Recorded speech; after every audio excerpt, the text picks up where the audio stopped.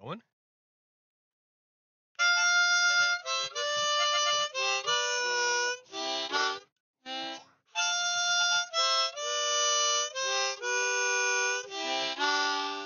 Hey, good morning, Redstone Lapis Lazuli. It is I, your host, Pogo Kiddo, with yet another episode. Oh, wait a minute, I forgot to do stuff. I knew I forgot something, which was the Minecraft game, right? You can't be having a Minecraft show without a Minecraft game. So let me pull that up real quick. But like my intro, like pretty cool, right? Like woo woo. happy Sunday. Happy Sunday. Good morning. It is the 16th of October. And yesterday, Saturday, the 15th of October, in Salem, Oregon, the temperature was like 91 degrees. Like what? how how does it become 91 degrees in October in Salem, Oregon? Jeez, it was warm. It was pretty warm. Um, checking all my global resources because everything crashed. Now it's reloading it, and it crashed again. Let's try again. Wow, this is tough.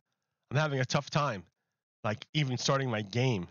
Here, you want to see what I'm looking at? Like, look it. I'm trying to load it up, right? It's not just me. I'm trying to do it. All right, settings. Global resources are good. No, they're not.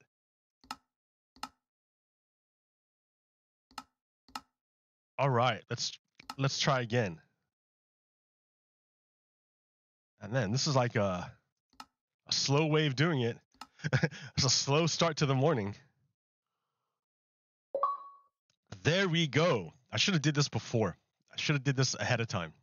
Um, but yeah, hey, good morning. Here, you can't even see it.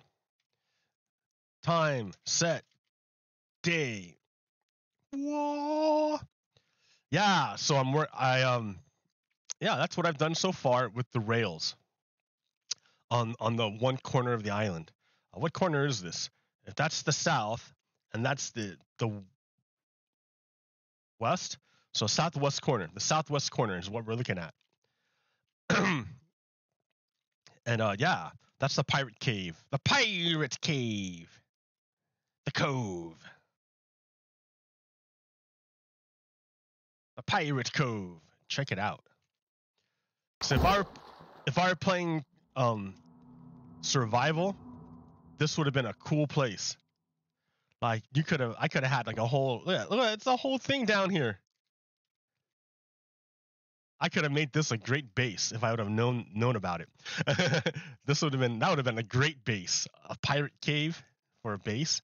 The next time I'd start a new world, I got to go look for a pirate cove. Or if I ever play with another human, I would like to play with other people, play this game with other people, but it's difficult sometimes. Uh, I don't like to play with strangers. I'd like to at least meet the person, so there's like a real connection. But I guess that's asking too much. So, anyways, yeah, there I go. Black holes and solar panels. um, let's talk about the week. Um, like because really, like I kind of stopped playing Minecraft. I think I'm waiting for them to do another like super update. Um, like it's cool that they built that they did the what's it called? The underground rails or the underground the deep dark underground, the forbidden hidden ancient cities. That's cool, right? That's cool. Okay. But it doesn't fundamentally change the game. I mean, I guess you don't really want to fundamentally change the game. But you want to make improvements to the base of the game. Like adding on extra content is cool. That's fine. I mean, there was the yeah, there was the new mechanic of vibrations. That's a new mechanic, and I haven't even explored that. But it seems kind of hard to use because they're so sensitive. It's so sensitive. Um, the vibrations. Yeah. Um, But what I really would like to see are changes made to the rail system, because like it's one thing to fly around your world, but then you're disconnected. It's another thing to ride rails through the world, because then you're in it. You're still in it, and you're still you're still in the thing. Whereas when you're flying, it's like you're separated from it. It's a different perspective. But the rails right now aren't very much fun. Whenever I try to move villagers, the forward momentum does not preserve, so that I'll send 17 villagers off on a rail, and they'll hit the chunk border, and instead of continuing forward with the chunk border when it gets loaded, they bounce off each other and get sent backwards. So that's no fun. I'm like, could you ever make a train and then link all the minecarts together? That would be fantastic. Then you could have a push-pull system going to move the minecarts by themselves, and then the minecart furnace would have a purpose again, basically a locomotive. That's awesome. That would be awesome. And I think you could do it in a way that wouldn't break pre-existing farms that use minecart mechanics. I just think, yeah, if this is the update, if 1.20 is the update, it should be updating core mechanics. Like the rails have been ignored forever, but they're part of Minecraft. When you're underground, you can't use your elytra to move stuff around. You got to use rail carts or water streams. But I just think there should be more focus on the rails. Let's get the rails going. All right. Okay, so I was, surfing the interwebs, trying to divine the understanding, what it is that motivates Russians to invade and attack Ukraine. What's their motivation? Why do regular Russians and why do regular Russians want to invade Ukraine? And I found this video of Pavel Gubarev, who explains the reasoning behind the Russian invasion. This is what he says the Russian invasion is about. И нам очень важно создать образ врага, который будет отвечать истинному месту. То есть это русские люди. So he wants to create an image that's reality based. For him, it is reality that the Ukrainians are actually possessed by devils.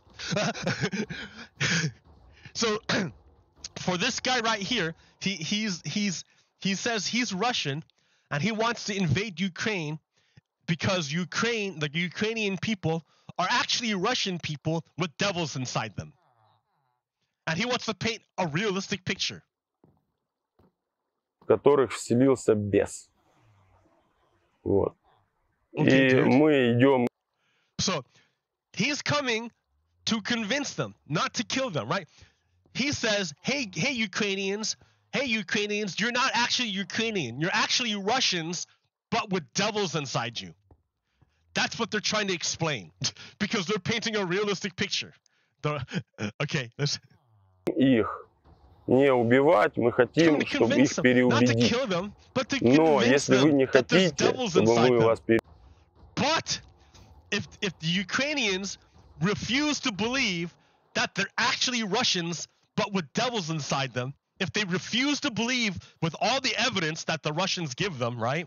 If they refuse to believe it, then they will kill you. The Russians will kill you. What? So the Russians, this guy is like, hey Ukrainians, you're not actually Ukrainian. You're actually Russians with devils inside you. And if you don't believe what I'm saying, I'm gonna kill you. Wow, why would you ever want to join with the Russians? Look at these guys, they're terrible. They're terrible. Вас убьем. Убьем сколько нужно, убьем 1, 5 миллионов. Look at him. He's a genocidal maniac. If you don't believe that you're actually Russians with devils inside you, we will kill millions of you. That's the Russian position on why they're attacking Ukraine. Holy crap. Wow. Миллионов. Хоть всех истребим.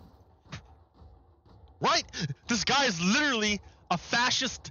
He's a fascist. He's a Nazi. And he's telling the Ukrainians, if you don't buy the Russian narrative that Ukrainians are actually Russians with devils inside them, they will be murdered by the state of Russia. And they're doing it right now. They're invading Ukraine right now to make good on their promise.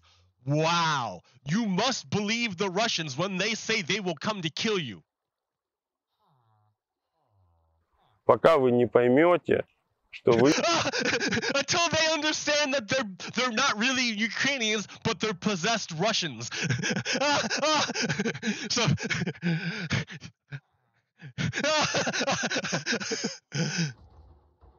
Вы бесноватые, и вам надо лечиться. И вот самый главный бесноватый, у них это Зеленский. So, he's saying that the leader of the democratically chosen leader of Ukraine is the main possessed Russian. Вот это просто бесноватое. Oh, okay. So he's saying that the person chosen democratically by the people of Ukraine to lead the country of Ukraine is actually a Russian devil spawn. That's why Russia's invading Ukraine. Oh my goodness. How do you talk to these people? How do you talk to someone like that? Can you even, is there any kind of connection whatsoever? The guy seems totally disconnected from reality. He's making up fairy tales and then killing people over them. Такой, знаете, Гитлер 2.0. Yeah, let's wonder. That's interesting. That's interesting. Who's the one saying, let's go exterminate all of the Ukrainians unless they believe they're Russian devils? Who's the one saying that? Who's the one pushing it? Who's the one invading a sovereign nation? Yeah, let's look at that label real close. See, that's interesting. Remember the fascist Republicans do it too. And that's funny that we call them Republicans when they want to overthrow the republic. Anyways, Republican fascists do it too. It's called Darvo. They deny, they reverse here, see, I need to see it so I can Darvo. Deny, attack, reverse, victim, offender. I'm in the way. I'm still in the way. Deny, attack, Darvo. Deny. Deny, attack, reverse, victim, offender. That's what this guy's doing. He's denying that he's invading Ukraine. Right? He's attacking Ukrainians by saying that they're actually possessed Russians, possessed by the devil. And he says it's Russia who's actually the victim, even though he's the one saying, I'm going to come kill you all. And then he labels the other guy the Hitler. What? This guy's crazy. He has no brain. He has no brain. He's got no brain. Гитлер 2.0 с вот этим махровым там национализмом. Well, this rash now. Look at the one. Who's the one invading a foreign nation and calling them Nazis? It's Russia's doing it, guy. Russia's doing it. You're the one saying you're going to exterminate the entire population unless they convert to your leader. So the махровая русофобия. Yeah, why would they be afraid of people who say we're going to come to exterminate you? Why would the Ukrainians be afraid of a society that says we're going to come murder millions of you unless you follow our leader? Why? Why? I guess it's self-evident, right? Jeez.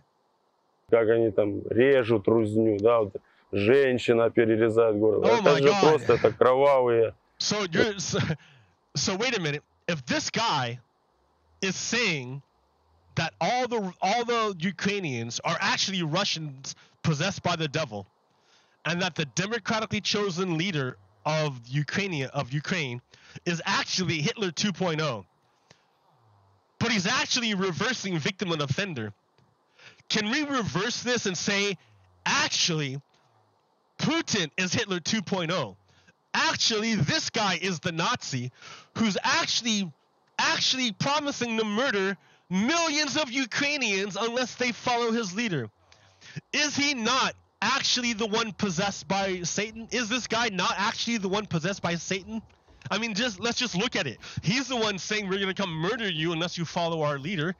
He's the one invading a sovereign nation. So when you understand that they're projecting and that they have no brain, you can see like what terrible things are inside of them. Бесноватые, сатанисты, можно сказать. Сатанисты, если с точки зрения христианской мысли посмотреть. А если светским способом это посмотреть, то это anti-system liberal consumers. What? Anti-system liberal consumers. That's a word salad, dude. None of that makes sense. None of those words fit together. I mean, they make sense individually, but when you put them together, it doesn't mean anything. Те системники, либералы, потребители, то есть глупые люди, которые не в состоянии разобраться в том, что происходит. И нам очень важно. Right? Holy crap! So you have to understand the Russians who are invading Ukraine right now are, well, okay, the ones right now who are alive right now are probably like the conscripts. They don't really want to be there. They're getting forced to be there by the Russian government. So the Russian people like don't really want to be there. In fact, they try to flee the country when Russia started to mobilize and conscript people. So the Russian people don't want to be there. This idiot guy, unless they're brainwashed like this one guy is. What is the situation for the poor Russian people that get sent into Russia? Let's look at it. This is what they think. Look at that guy. I don't know if that guy's Russian or Ukrainian. I don't know if that guy is an oil guy or what. I don't know what got him there. All I see is a human praying to his deity that he lives to see another day. That's all I can see. I don't know which side he's on. I don't know, I know whatever, I can guess about what forces pushed him to be there. If this guy is a Russian guy, it means his oil dictator, an oil dictator that controls his country, who has his power through control of oil, pushed him to be there against his will. He's in no man's land, about to die, and he's praying to his deity about how did he get himself in that position for oil, because some oil.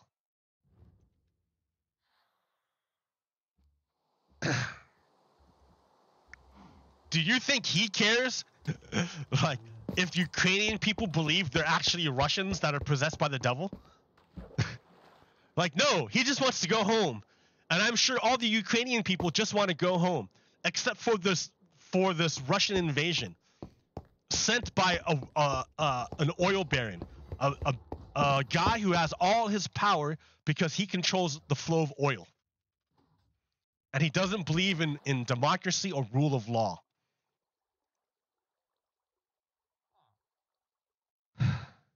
So that guy, now you have to understand, well, what is the Russian strategy here?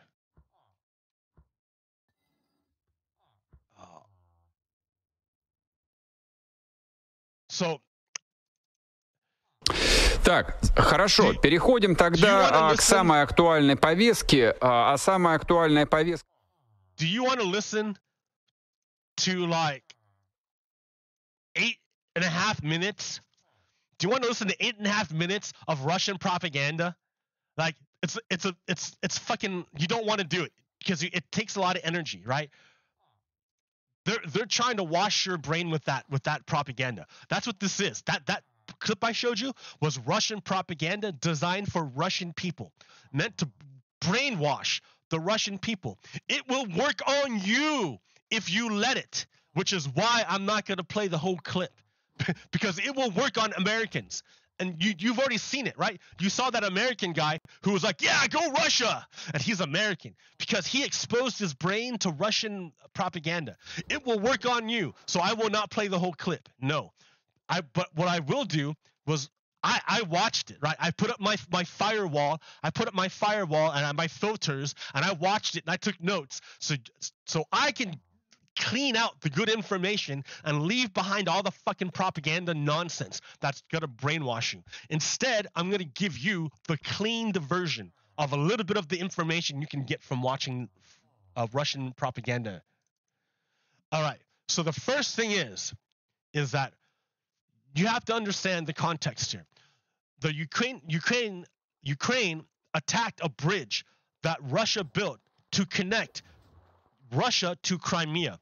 The Russians used that bridge to send supplies to their forces invading Ukraine. They invaded Crimea in 2014. Then they built a bridge to supply occupied Crimea with Russian military goods. So Ukraine, on the day after Putin's birthday, blew up that bridge. They blew up the bridge. It's a military target. So they blew up the bridge, right, to stop Russia from sending military goods over to Ukraine. In retaliation for Ukraine blowing up a military bridge, in retaliation, Russia fired a barrage, hundreds of cruise missiles pointed at Ukrainian civilians all throughout Ukraine, right? So the Ukrainians are attacking a military target, and Russia retaliates by attacking civilian targets everywhere, soft civilian targets. Kill the babies, kill the children, kill the old ladies, kill the power that keeps the hospital running. That's what Russia thinks, right? Because Russia wants to kill the Ukrainian people. They said it, right? If the Ukrainian people do not kneel down and say that they are Russians who are possessed by a devil, if they don't say it, Russians will kill them, will exterminate them. They're doing it right now. They just did it. They're asking, when are the retaliatory strikes for the Ukrainians attacking the military bridge? Oops, wrong way. And then the guy says, well, let's say there's two aspects. The first one is political. The second one, military. And this is them. This is what they've done when they blew up the residential buildings. So Ukraine blew up a military bridge, and to retaliate, Russia attacked residential buildings in Ukraine. You know, they have no military value. They're not going to stop the Ukrainian military, but it will kill a bunch of civilians. And that's what Russia wants to do, kill Ukrainian civilians. So politically, look, they explain it. It's not me who's making this up. This is the Russians explaining their strategy to the Russian people, so the Russian people understand what they're doing. So they said the Russian military guy is telling the Russian people, look, there are two aspects to our retaliatory strikes. The first one is political, and it's to strike against critical infrastructure, not the military, but we're trying to hurt the country. We're not trying to stop the Ukrainian military. We're trying to kill the Ukrainian people. So they're trying to say that they're trying to cause a panic by destroying infrastructure. If they can cause a panic, their belief is that they can create a wave of refugees that will flood westward over to the west, to NATO countries. Then NATO countries will be overwhelmed by the humanitarian crisis caused by Russia's attack of the civilians. That's Russia's strategy, to create a humanitarian crisis by attacking civilians.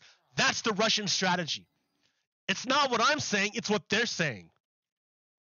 You see, the outflow of population towards western borders, I think that in just a little while will complete the de-electrification of Ukraine. So they want to blow up the infrastructure in Ukraine and cause all the people, all the civilians in Ukraine to flee westward into the Western countries. They're hoping that by doing so, they can stop Western countries from giving assistance to Ukraine. And if Western countries stop helping Ukraine, then Russia can continue to murder all Ukrainians. Because that's what Russia's goal is, to do genocide of Ukraine. They said it themselves. They will kill all the Ukrainians unless they kneel down and say, yes, we are actually possessed Russians. That they promised you genocide. They said it. Look at their TV dude is explaining it. Everything will come to a standstill, including railways and transportation. Those crowds of refugees that will start flowing, all of the roads will come to a standstill. Why do you think they're in such a hurry to advance? So now what he's saying is that there's the political aspect of it. He's saying he's making a direct connection. It's not about the rain or the mud. He's making a direct connection. It's about the U.S. elections where victories are needed. So why? Why is this about U.S. elections? That's weird. Why would the Russians say the Ukrainians are advancing because of U.S. elections? Why would the Russians think that? Let's look, right? Let's look at the U.S. elections. When you look at the U.S. elections, one side is very, very pro-Ukraine. The Democrats, very pro-Ukraine. They will give Ukraine all the aid they need. And all those weapons and all that assistance that the United States has given Ukraine has been instrumental in helping them advance against and retake their territory and liberate their country, where they find war crimes committed by Russia. So it's the Democrats who have been helping the Ukrainians against the Russian invasion.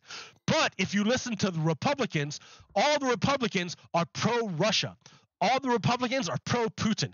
They want to stop giving assistance to Ukraine. They want to remember their leader. Their leader was Donald Trump. Donald Trump extorted the president of Ukraine to help himself and to help Vladimir Putin, to help Russia take over Ukraine. Remember, the first plan for Russia was not to invade Ukraine. That plan was going to fail, and it is failing right now. Their first plan, Russia's first plan, was to take over Ukraine through a coup, through corruption. They were going to pressure Zelensky into giving up. And that's what Donald Trump's role was. And that's why he was placed as leader of the United States. That's why Putin placed him as leader of the United States, to get him to pressure Zelensky to give up to Putin. So Putin wouldn't have to invade with his army. It's way cheaper and way easier if he didn't have to use his army. But Trump lost, and Trump tried to weaken NATO too, to weaken Ukraine. So yeah, Republicans are very, very anti-Ukraine. Republicans are anti-Ukraine. So these Russians understand that implicitly. They understand that if the Republicans win in November, Ukraine stops getting support and Russia will win. They understand it. It's not the Americans who are saying that. It's not the Democrats who are saying that. It's the Russians who are saying that. They believe it. Why would they believe it? Because it's true. Democrats support Ukraine and democracy. Republicans support Russia and fascism. Hitler 2.0. It's the truth.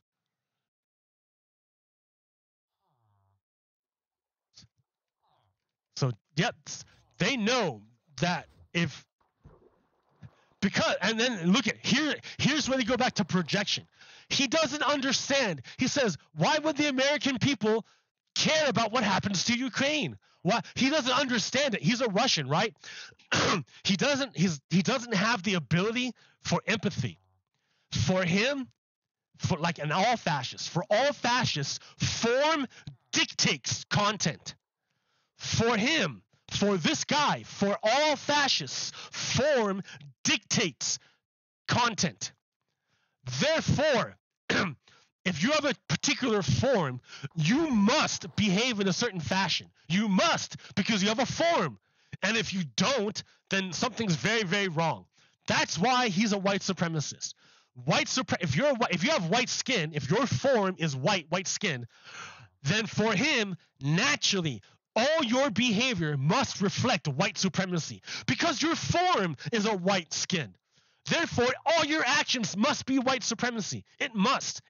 Everything you do must be white supremacy. You are unable to conceive of a form of whiteness of a person with white skin that does not support white supremacy. You're unable to do it because for that person that contradicts his whole entire way of thinking. Form dictates content.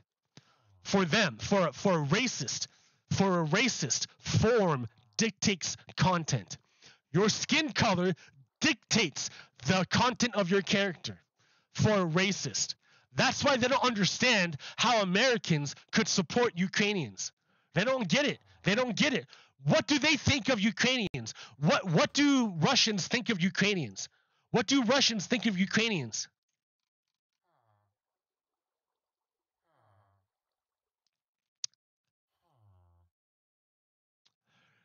Russians think that we think Ukrainians are what, pretty bad, I guess, a slur. Man, this Russian guy's pretty bad. He's a fascist, right? He's unable to figure it out. He can't figure it out. Because he's a fascist. He's a fascist. That's why that guy and this guy are on the same team. They're both fascists.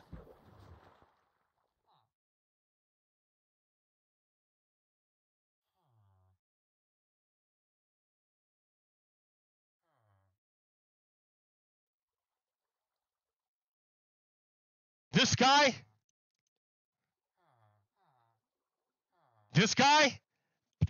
and this guy are the same person. They're the same person. They're the same person. They're the same person.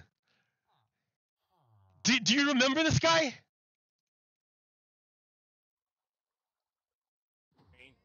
We put the bioweapon labs under Obama. Got your back. We helped cause this with No, dude. Obama. So I understand why Russia's in there doing what they're doing. Wait. Say it again. I understand why Russia's in there doing what they're doing.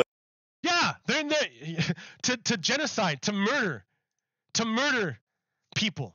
Yeah, to do genocide. He understands genocide, right? This guy understands genocide. This guy in Minden, Nevada, this Nazi in Minden, Nevada, he understands genocide. In fact, he's practicing it right now, right? His whole presence in Minden, Nevada is testament to genocide. So he understands Russian genocide of Ukrainian people because he's a Nazi, just like the Nazis in Russia. He understands it, right? Republicans are Nazis. This guy right here is a Republican. He's a Nazi. He's against democracy. He understands genocide. Why he would want to go through and murder people who don't look like him. He understands it.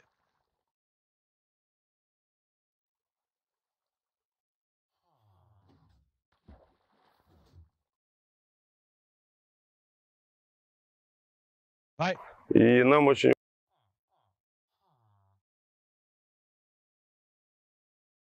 we can't exterminate all of you. Right? So that guy understands. Oh, that guy understands exterminating all of you. Oh, yeah. He understands Russia. Uh-huh. Do you see the connection now? Republicans are Nazis. Look what they are. They're connected. Oh, my God. It's so obvious. Here, look what they did.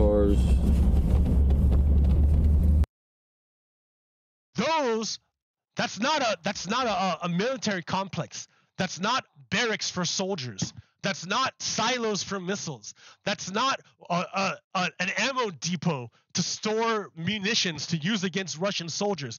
That's an apartment complex. Imagine you get home from work, a long day at work, you cook dinner, you get the laundry, you put the laundry in, and then take the laundry out, you fold it real quick, and you're like, man, I'm tired. You put your kid to bed, you go to sleep, I'll take the trash out tomorrow morning, you're in bed, but you never wake up because a missile hits you and blows you up and you die. That's what Russia thinks is the enemy. That's what Russia does. When that guy says, I understand what Russia does, what it does. This is what Russia does. And that white supremacist in Minden, Nevada understands it because he's a white supremacist Nazi. His ancestors did it. He understands them too because he does it himself. He's a Nazi. History is right here. History is right here. History didn't go anywhere. It's in this very, very moment. Yeah, look at it. Imagine you're sleeping and you put your kid to bed and you're just in bed and you wake up to a horrible explosion and the room where your kid is gone. Because you're a military target. According to Russia, because Russia hopes you will be sad and you will run away and you will beg Ukraine to give up. Please, Russia, don't kill me anymore. I will say whatever you want. You want me to say that I'm a Russian possessed by a devil? Okay, just don't kill me, Russia. That's not going to happen, dudes. That's not going to happen. But look what you're going to do in the meantime. Look what you do in the meantime. These were all civilian apartment buildings. All of it. Cars.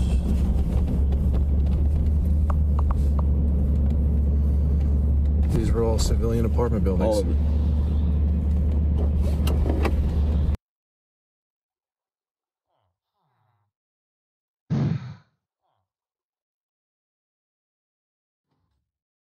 So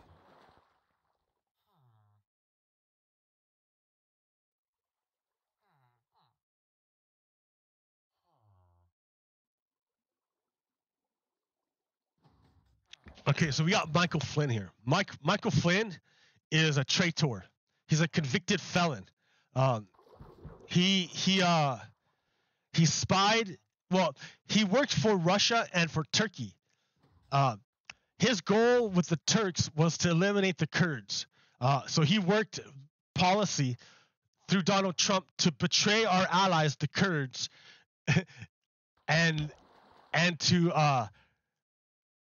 and help out Russia against the United States. So he's a traitor. He was convicted of lying to the FBI, but then Donald Trump gave him a pardon.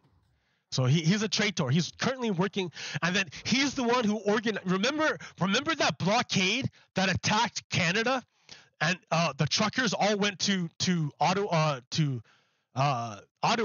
They all went to Ottawa and they froze up Toronto and Ottawa just by blockading it for like weeks at a time. They did it. This guy is the one who organized it and funded it. He funded it and organized it. This American, Michael Flynn. So he's engaged in what's called fifth generational warfare. So you have to imagine now that the battlefield for warfare has extended beyond the place where guns and munitions and kinetic shit are going. Now, the battlefield is the information sphere, people's consciousnesses. Like, it's information warfare. That's what's going on right now. He's engaged in information warfare. That's what all this is information warfare. Those Russians broadcasting in Russia to fellow Russians are engaged in information warfare against their own people. They're brainwashing their own people. And I took it and I cleaned it out a little bit so they wouldn't brainwash us Americans and we could look at what they're talking about. But this Michael Flynn guy, he's currently brainwashing Americans right now. He's brainwashed them and he tried to get them to attack the Capitol. So he's like, this is exactly what he's trying to do, right? He's trying to get terrorist cells cancer cells all throughout the United States through misinformation to wage fifth generational warfare.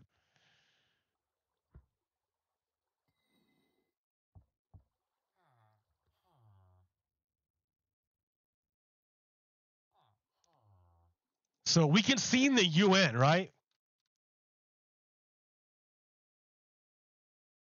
What is this?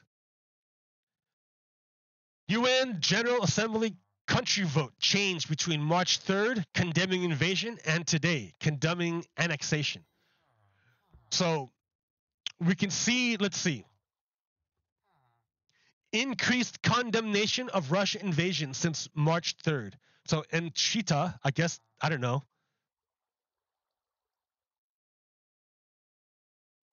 I don't understand this.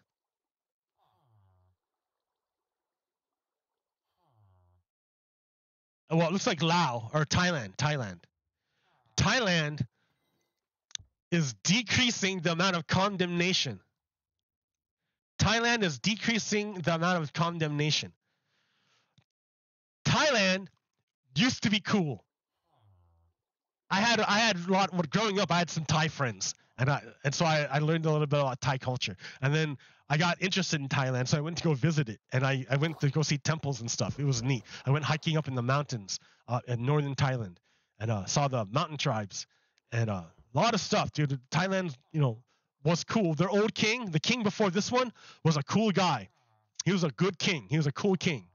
But his kids were different, right? The son was a jerk. He was a bad guy. He was no good. he was just a dick.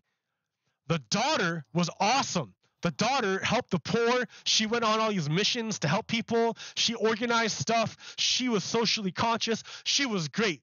People loved the daughter, weren't so good on the son.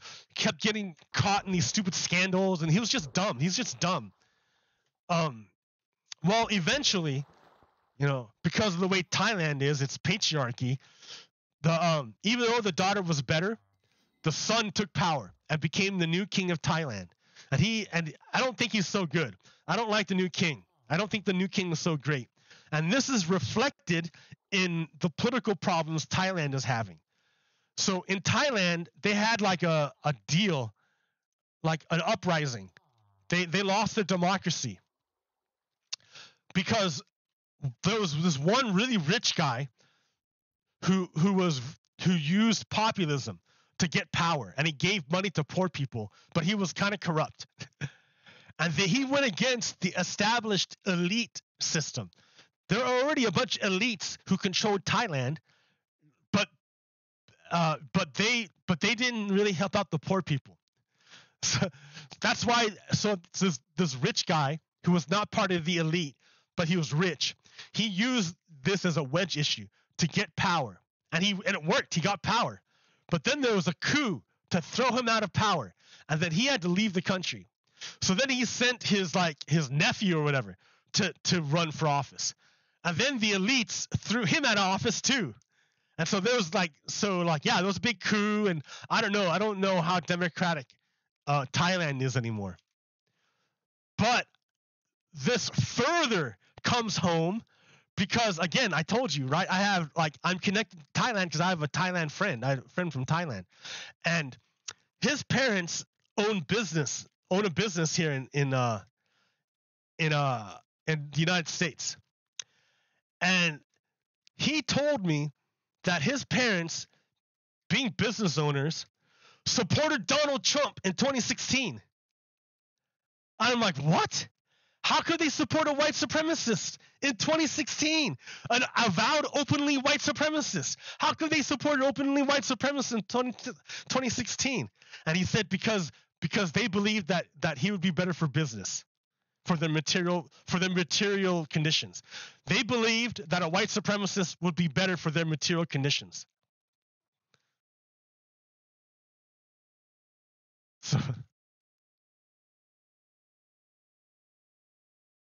So immigrants from another country believed the white supremacists would be better for their material conditions. An anti-democratic white supremacist would be better for their material conditions. So their primary concern was not democracy or their future or the well-being of their children, but of their material conditions, of their immediate material conditions was their primary concern.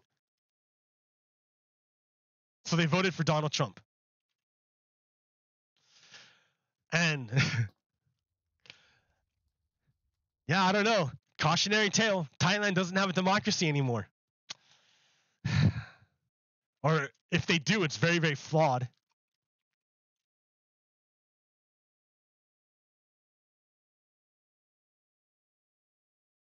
Like, remember how close we came to losing our democracy? Like, it was crazy. Yeah, but you know what? We have got to finish the proceedings, or else they will have a complete victory. Senator Schumer is at a secure location, and they're locked down in the Senate. There has to be some way we can maintain the sense that people have that there's some security or some confidence that government can function and that we can elect the President of the United States. Did we go back into session? We did go back into session, but now apparently everybody on the floor is putting on tear gas masks to prepare for a breach. Well, I'm trying to get more information. They're putting on their tear gas masks. You believe this? You believe this? I can't. We need an area for the council members. They're all walking over now through the tunnels.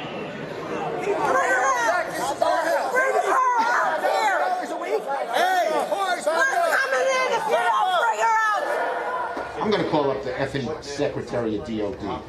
We have some senators who are still in their hideaways. They need massive personnel now. Can you get the Maryland National Guard to come too? I have something to say, Mr. Secretary. I'm going to call the mayor of Washington, D.C. right now and see what other outreach she has to other police departments, as Leader Hoyer has mentioned.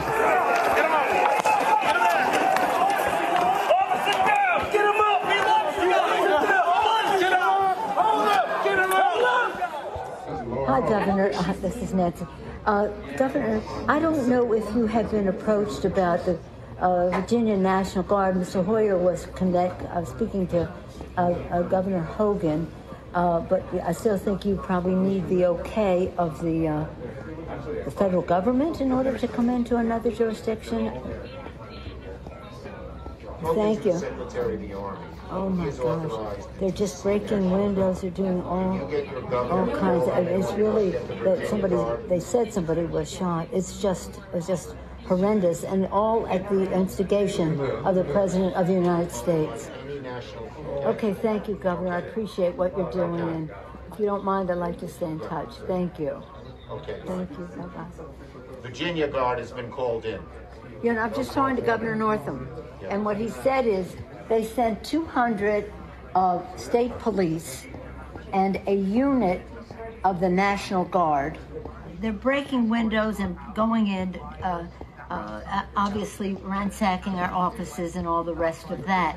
That's nothing. The concern we have about personal harm, personal safety is just transcends everything. But the fact is, on any given day, they're breaking the law in many different ways.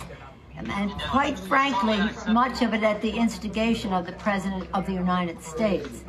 And now, if he could at least somebody. Yeah, why don't you get the President to tell them to leave the Capitol, Mr. Attorney General, in your law enforcement responsibility. A public statement, they should all leave.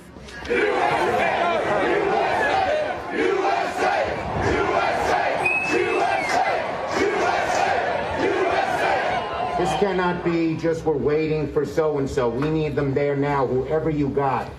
You also have troops. This is Steny Hoyer. Troops. Okay, so we have a little bit of time to make that decision. Andrews Air Force Base. All right. Other military bases. Thank you. We need active duty National Guard. How soon in the future can you have the place evacuated, cleaned out?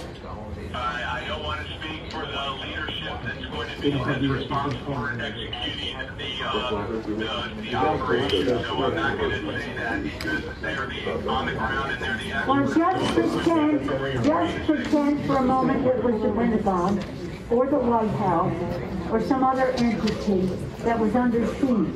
And let me say, you can logistically get people there as you make the plan.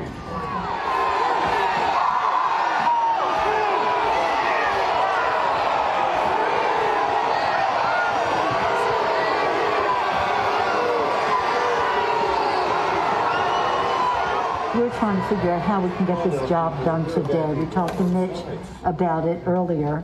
He's not in the room right now, but he was with us earlier and said, you know, we want to expedite this, and hopefully they could confine it to just one complaint, Arizona, and then we could vote, and it would be, you know, then just move forward with the rest of the state. The overriding wish is to do it at the Capitol. What we are being told very directly is it's going to take days for the Capitol to be okay again. We've gotten a very bad report about the condition of the House floor with defecation and all that kind of thing as well. I don't think that that's hard to clean up, but I do think it is more from a security standpoint of making sure that everybody is out of the building, and how long will that take? I just got off with the Vice President. And I got off with the Vice President-elect. So I'll tell him. Okay. But what we left the conversation with, because he said he had the impression from Mitch that Mitch wants to get everybody back to do it there.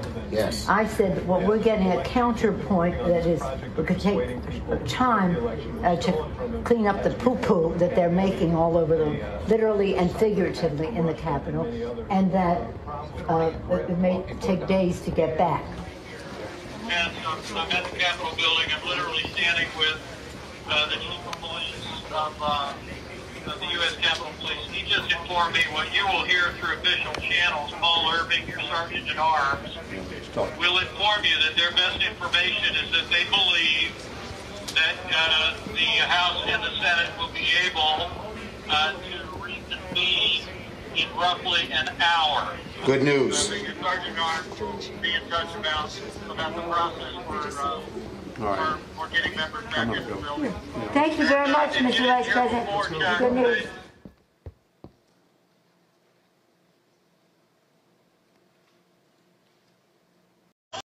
Yeah, that was like a quick rundown of behind the scenes of what happened January 6th when Donald Trump attempted to overthrow American democracy with the assistance of Republicans in key positions, namely the FBI and Secret Service, as well as congressmen and senators, congresspeople and senators who were also instrumental in delaying it with everyone else. I mean, like, it was a huge coup attempt.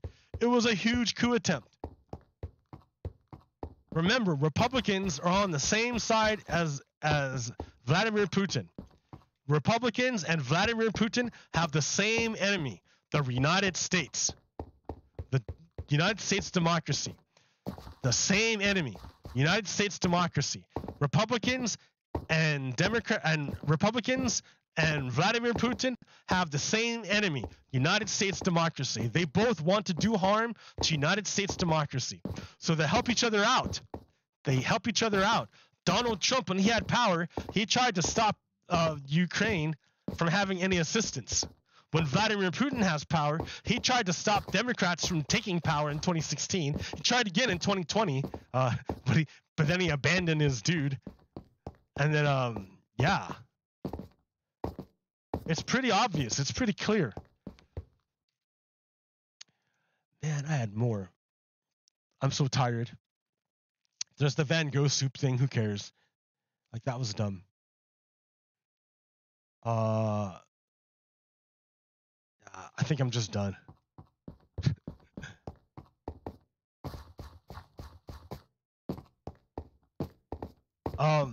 Republicans, the Republican, Phil Knight, who owns Nike or has something about Nike, donated a bunch of money to the conservative Betsy Johnson. Yeah. the Republican gave a lot of money to a fellow conservative, Betsy Johnson, because there's 2 conservatives and 1 liberal in the election in Oregon for governor. There's Tina Kotek, who's running for the Democrats, and then the conservative running for the fascist Republicans is Christine Darzan. But there's another conservative running for the fascists by the name of Betsy Johnson. She's a conservative fascist, but she camouflages herself with the name like Democrat, like the way Kurt Schrader did. Kurt Schrader was also a Republican who camouflaged himself with the name of Democrat.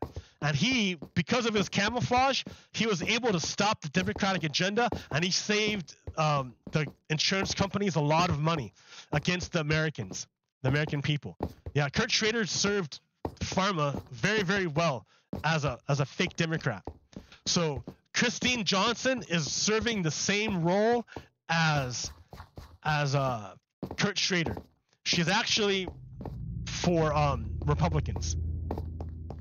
And what we have here is the same situation as what happened in Maine. In Maine, they had 2 Democratic senators, or 2 Democratic candidates, and 1 Republican candidate running for governor in Maine, and the liberals split their vote, and the Republican won. And he wrecked the state for the next however long. He totally wrecked Maine. It sucked. It was bad for Maine. Then Maine implemented ranked choice voting to make sure that would never happen again. So I think Oregon needs to implement ranked choice voting so that this kind of attack can never happen again. Because it looks like Republicans have a good shot at taking the governorship. So remember, Republicans are on the side of Russia. And Christine Darzan will help the Republicans overthrow American democracy. So Oregon's a pretty well-run state. We have a lot of good things. One of the best things we have is our method of voting. We have like the best method of voting, and that's why we have one of the highest rates of voter participation, because our method of voting is the best. Well, of course, Republicans hate it. They hate it. They hate the fact that power is distributed amongst the people.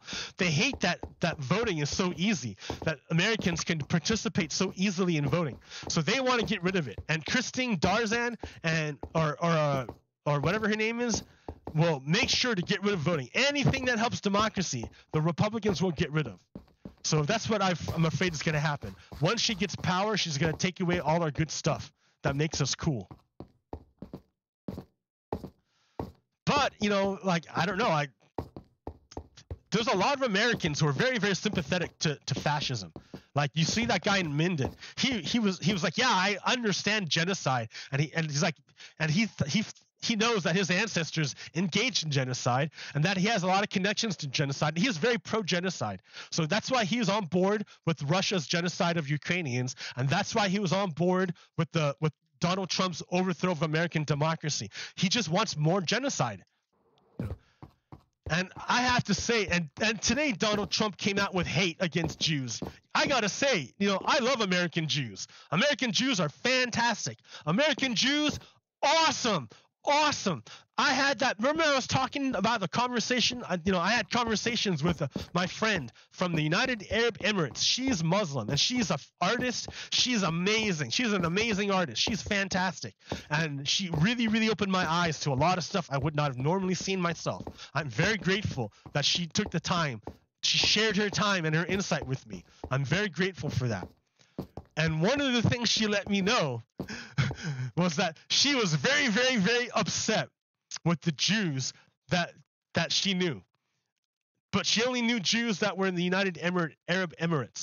So she's like, what? I can't stand them. They're insufferable. What are you talking about? What are you talking about? And I'm like, what are you talking about? They're awesome. I know a bunch of Jews. They're great. They're the nicest people ever. They're fantastic. What are you talking about? And then that's what she said to me. She's like, maybe it's because you have all the good Jews because you're in the United States. And then what did Donald Trump say? What did Donald Trump say today? That all the Jews in the United States were bad Jews. What?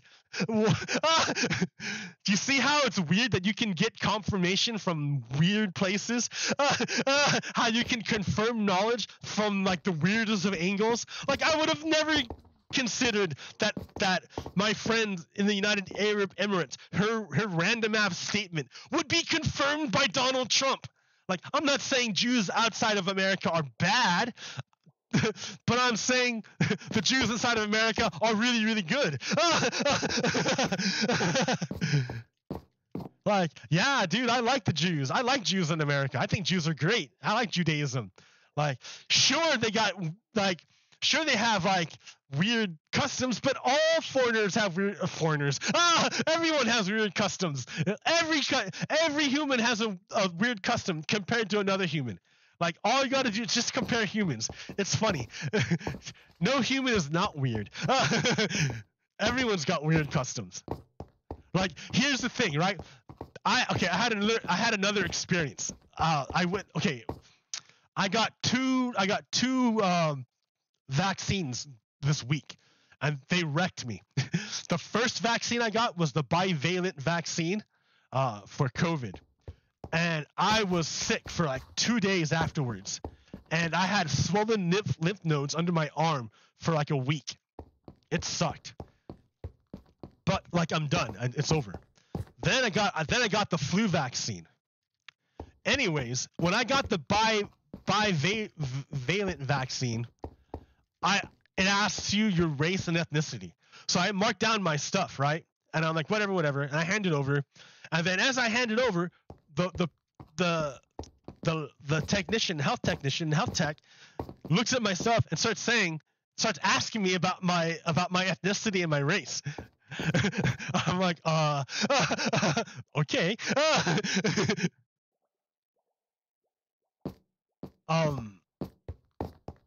Why did I bring that up?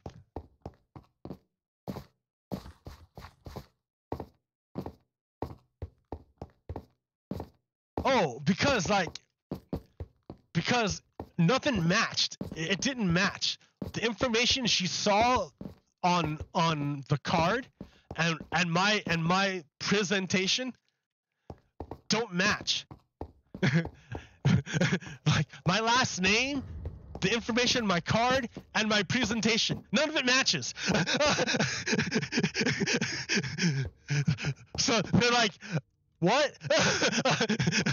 I defy expectation. And that's cool. It's cool. I can do that here in the United States.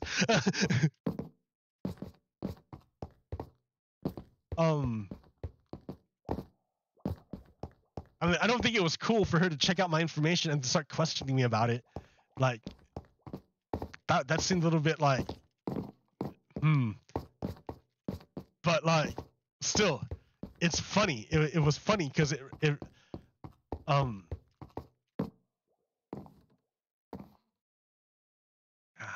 forgot why I started talking about this.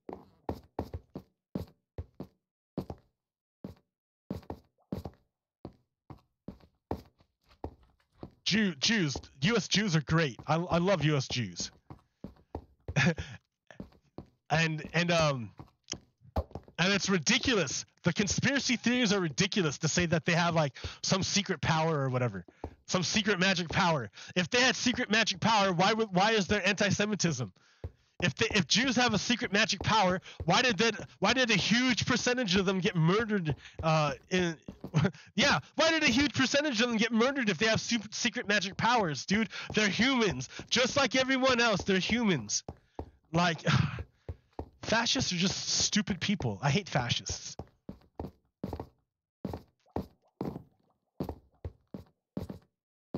Yeah, I love Jews. I love American Jews.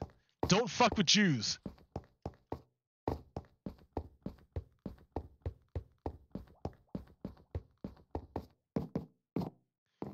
Even non-American Jews are cool. Don't fuck with Jews.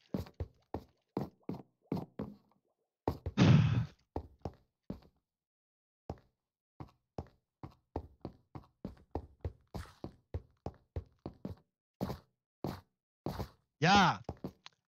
It should start being real clear now about who's what. When Russia is saying that they're going to invade Ukraine and kill everyone, believe them. When American right-wing leaders give hate toward Jews, believe them.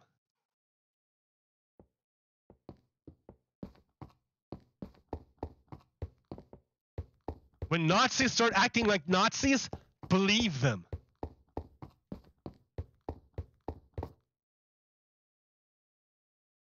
So I don't know. Like, I don't know. I don't have anything nice to say, I guess, today.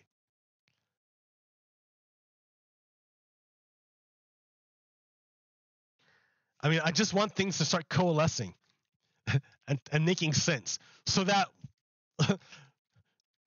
Republicans understand why they're Nazis. And they'll, you know, if Republicans can understand why they're Nazis, then they won't be confused when they get shat upon by other people.